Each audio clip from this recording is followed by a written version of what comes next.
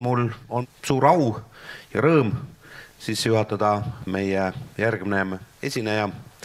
Ja Targa linna arengud ei toimu mitte ainult Euroopas, vaid ka üle ookeani Ameerikas.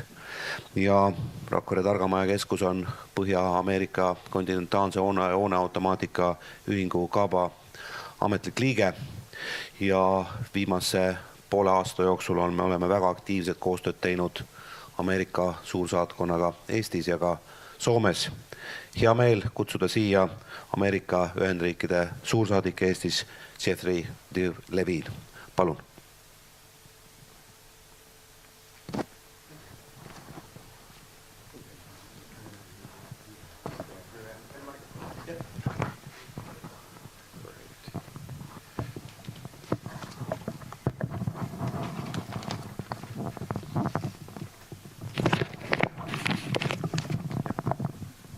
Great. Thank you, Andres.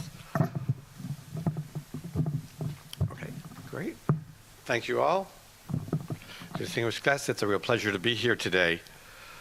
Climate change, the environment, energy security, and the way we all live come together through the topics being discussed here.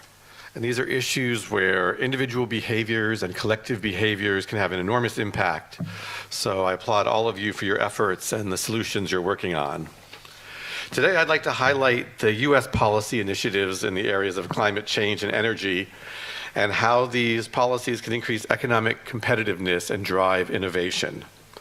As a starting point, I'd like to set the scene by outlining the aggressive approach that President Obama has taken on climate change policy. In September, after his visit to Estonia, the president spoke at the United Nations General Assembly Climate Summit.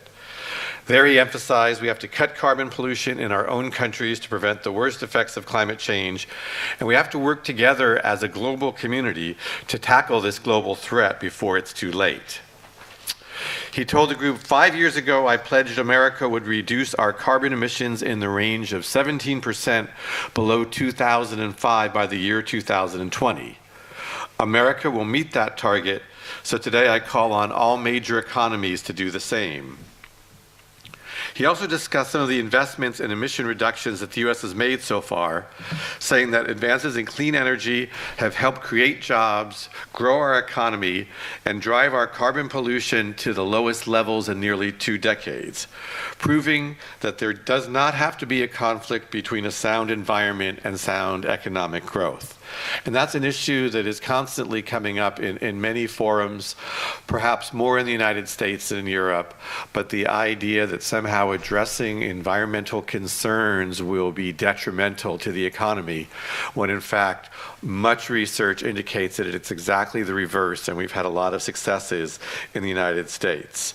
So in the United States, we've been working to transform the energy base of our economy from high to low carbon, and to do this in a way that protects jobs and spurs economic growth. And when he announced his climate change action plan in June, the president again was forced to dispute claims that stricter limits on emissions hurt the economy, with evidence demonstrating how past legislation has positively affected growth. From the time the U.S. enacted its landmark environmental laws in the 1970s, the U.S. economy has doubled in size, driving technological innovation, creating thousands of good jobs, and generating billions of dollars in economic productivity. The U.S. economy is 60% bigger than it was 20 years ago, while our carbon emissions are roughly the same, which means that we've grown our economy by 60% without increasing carbon emissions. We're on target to achieve a 17% reduction in emissions by 2020 compared with 2005. So our experience demonstrates that you don't need to sacrifice a healthy economy for a healthy environment. In fact, every dollar invested to comply with the Clean Air Act has returned $4 to $8 in economic benefits. The U.S. Environmental Protection recently proposed rules to limit CO2 emission from existing power plants, and those rules will net billions of dollars in benefits annually in health impacts, energy savings, and avoided damages. Standard & Poor's, the international credit rating agency, said climate change will continue to affect credit risk worldwide, meaning that borrowing costs will be higher for governments and industries that fail to address this issue, and highlighting the often overlooked cost of inaction. Just as environmental stewardship has created economic opportunities in the past, the Obama administration is committed to turning climate risk into business opportunities for the future. We're determined to spur innovation and investment by building a world-leading clean energy economy. Now, not every energy investment or any type of innovative investment will be successful, and some technologies will fail, but that's all part of investing, especially in new technologies. It's an area in which we have to be bold. In both the US and the EU, much of the transformation will take place in the private sector, where energy is produced and consumed. But policymakers can create the supportive environment, fund the research and development, provide the incentives, remove barriers, and spur the investment needed to hasten the kind of transformations that my colleague from the EU was discussing. In the US, for example, the US Environmental Protection Agency, EPA, has implemented new regulations on fuel efficiency standards. By 2025, cars and light trucks sold in the US must achieve at least 54 miles per gallon fuel efficiency, or as it's measured in Estonia, roughly 4.3 liters per 100 kilometers. The negotiations with the auto industry were tough, but the technology to meet these standards is or will be there, and the manufacturers who reach these standards first have a real competitive advantage in the marketplace. I also have to mention the revolution being led by the US auto company Tesla in the field of electric vehicles. Competitive, viable, all-electric vehicles have been a dream for decades, and Tesla, along with some of its competitors, are making that dream a reality. Although comparisons are not exact, Teslas are now performing in a range equivalent to 95 miles per gallon, or 3 liters per 100 kilometers.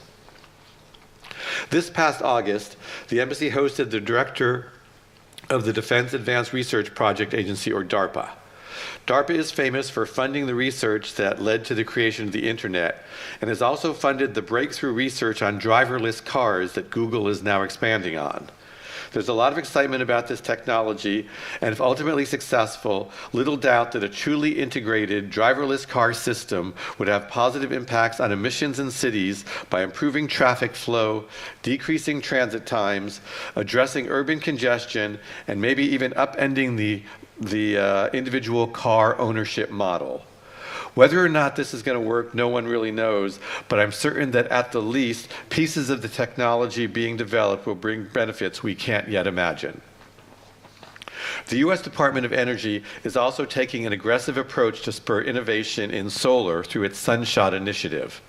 The goal is to increase the percentage of solar energy in the US to 27% by 2050.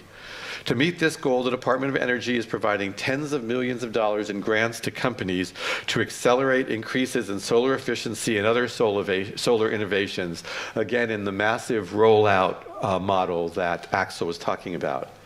In California, my mother just enrolled in a program that puts solar panels on her home and then credits back the electricity she produces against the electricity she consumes. The total project was about $13,000, of which $5,000 was subsidized by the utility. Since installing the panels, her monthly electricity bills have averaged $4, and her investment will be returned in less than 4 years, while the system will be viable for at least 20 years. So again, you have this tremendous, she's going to have 16 years of relatively free residential electricity. So again, they see the environmental benefits and the economic benefits that a lot of these smart solutions are bringing. The US government itself is the largest consumer of electricity in the United States, and has therefore made it a priority to cut its own energy usage. In the State Department, we have a Green Embassies program that is being implemented worldwide. Some of the attendees here, I've been told, are from Finland, and my counterpart in Helsinki, Ambassador Bruce Orrick, worked closely with the State Department to build the US government's most energy efficient building, which is in Helsinki, the US Innovation Center. I know that we've had some group from this group here had the chance to visit the facility earlier this fall, and if any of you are interested in touring this facility, we'll be able to arrange that. Clearly, we have a lot to learn from each other as we work toward our common goals. And in the area of smart cities, I think the U.S. has much to learn from cities such as Rockford. What Rockford has accomplished, 42% reduction in CO2 emissions, is truly amazing. And the changes that have been implemented, including refurbishment of Soviet-era apartment buildings, both improve the environment and beautify the city. When the Rockford Smart House is completed, I'm confident the Center of Excellence will draw experts from the region and around the world. In order to combat climate change and strengthen a new green economy, American and European efforts need to take place within a strong international system. It's clear we must pursue not only domestic policies for an energy transition, but also a new international climate agreement under the UN Framework Convention on Climate Change. And here again, the news is positive. For instance, the recently announced US-China climate agreement sets targets for both countries. The United States is to reduce carbon emissions by 26 to 28% below 2005 levels by 2025. China, for the first time ever, has committed to reach its peak in carbon emissions in 2030 while boosting its share of renewable energy to around 20%. You'll note here that the two countries did not commit to exactly the same standards. Instead, each country set realistic targets based on their current situations that move them both in the right direction. It has long been the position of the U.S. that realistic goals that will actually be met are far more important than ambitious paper standards that will be ignored. Both countries intend to renew their joint action and cooperation on decreasing the cost of mitigation technologies. Renewed attention will go to action initiatives on smart grids, carbon capture, clean energy research, advanced coal technologies, nuclear energy, shale gas, and renewable energy.